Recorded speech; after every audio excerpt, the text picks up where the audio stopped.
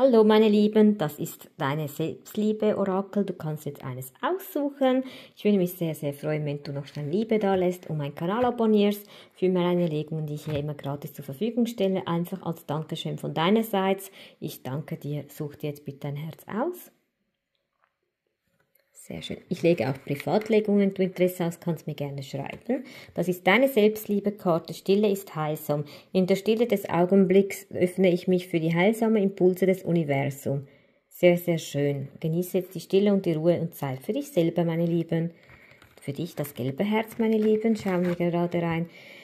Seelennahrung. Ich werde mir bewusst, was mich wirklich nährt und erschaffe mehr davon. Also hier ist wichtig, dass du ein bisschen auf die Ernährung schaust, was tut dir gut, was tut dir nicht gut und auch mit Menschen schaust, welche tut dir gut, welche sind toxisch, ein bisschen schauen, was dir gut tut und auch ein bisschen Me-Time und Ausruhen und Zeit für dich. Okay, meine Lieben, ich wünsche euch alles Liebe und Segen. Euer Mimifee.